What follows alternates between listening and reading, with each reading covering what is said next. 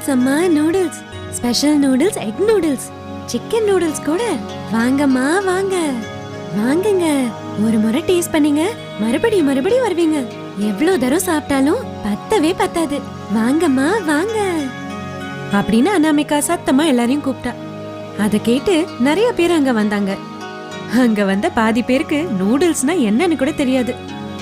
மீதி பாதி பேர் பட்டணத்துல சாப்பிட்ட நூடுல்ஸ் இங்க கூட கிடைக்குமான்னு ரொம்ப ஆச்சரியமா இருந்தாங்க.